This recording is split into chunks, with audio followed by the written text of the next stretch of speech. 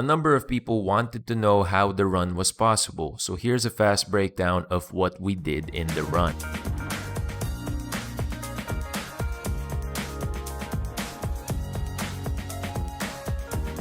Okay, on with the run. With our past runs, Area 1 is RNG farming hell. An epiphany hit my teammates and they woke me up midnight to test out a strat to minimize the RNG and to further lower our sub 4 attempt, which was to wear Ghillie Mantle at the start of the hunt.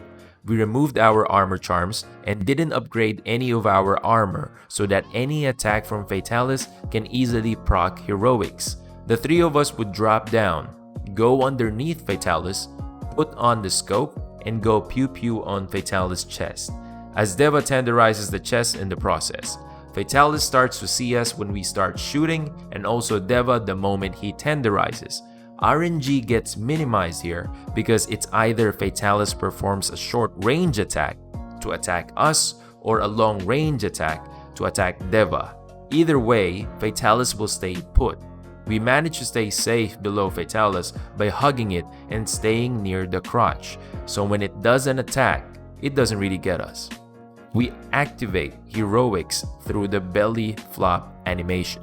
Now, the belly flop animation can happen in two ways. It can be because we reach a threshold in firing at the chest, or Fatalis just decides to do it sometimes, randomly. I swear it happened.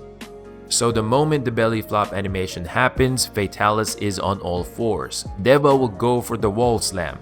This is situational. Sometimes he slaps it and sometimes he just goes for the wall slam, if he can. Ideally, we should go for a wall slam as fast as we can. As we get up from being pinned, we will hit Fatalis with our auto-reload para 1s. Status ammos on Warbuster is another thing that makes it so OP. It takes a ton load of para 1s, which is why all four of us had to keep shooting till we see the para animation begin. Once we start to see it, we switch to spread 3 and carefully position ourselves here, finding a good spot and maintaining critical distance and trying as much as we can not to hit each other. That's why you're going to see here that I flicked my aim to the neck, because Sibel told me that I flinched him, and as I was moving to the right, I don't want to risk hitting him, so I just flicked my aim a bit and aimed it there once again. Now, after the para animation, Fatalis will transition. Can you overdamage in this first area? Will it carry over to the next area? Yes, you can.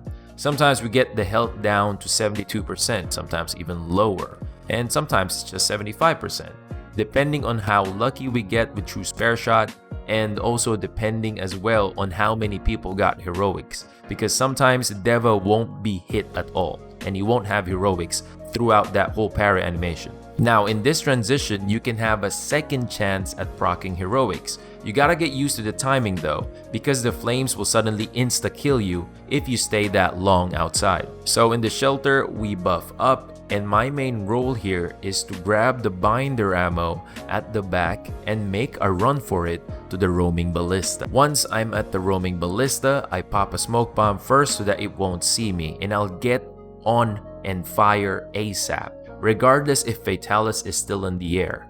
The setup is pretty tricky because your teammates have to be fast to go to the center and pop a smoke bomb, and smoke bombs doesn't instantly hide you, so you have to pop that smoke bomb even earlier to get that effect. As I'm hitting Fatalis, I make sure I don't waste any shots so that I can meet the threshold for an artillery topple.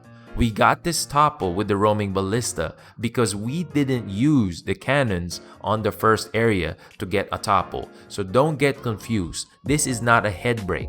It is an artillery topple because we reach the artillery threshold. It's like firing the cannons. When it falls down, I get off the roaming ballista and rush to my teammates and pop a smoke bomb on them twice. But it's actually okay if you just do this once. But I'm doing it twice to be safe. Why didn't I just pop a smoke bomb and run to the ballista? For some weird reason, I get spotted by Fatalis on the way, even if I pop smoke bombs on my way to the ballista. That is why I waited just before it gets up, before I made my way to the ballista for that binder. Something weird, I just don't want to risk it. Now, after the binder, I will go for the other single binder ammo and quickly run to my teammates and smoke bomb again. I'm the best damn Palico ever, dude. Without any delay, I run back to the binder and smoke bomb on my way there and pop another when I arrive on the ballista. This moment right here is usually a butt clencher for me. I have zero visibility and I have to wait for my teammates' cue to fire the binder. And since we are like from different time zones, there's even a slight delay on voice chat. If you fire the binder too early, you will hit Fatalis in a recovery animation, which can't be interrupted. Thus, the binder would be wasted. If you fire too late, Fatalis will instantly go for the next Nova. And that's another uninterruptible animation. It's a butt-clenching moment. After firing the last binder, I'll help out with the damage. When the binder expires, Fatalis will go for the Nova. All of us will pop max potions, and we will delay closing the barricade so we can proc heroics just enough with the flames from the Nova. When the barricade opens, we will then rush to Fatalis, pop in smoke bombs on our way there to stop an AI RNG BS attack, and once we are underneath it, we'll fire our spreads till Kingdom Come, just to get that little HP it has left. Sadly, Fatalis can only die the moment that Nova animation ends. Even if you overdamage it in the binder phase, for example everyone had godly spare procs, it will just be stuck in 1 HP. Fatalis has to go through that animation and you have to hit it the moment that animation ends to kill it. And that's the run. I hope you understand.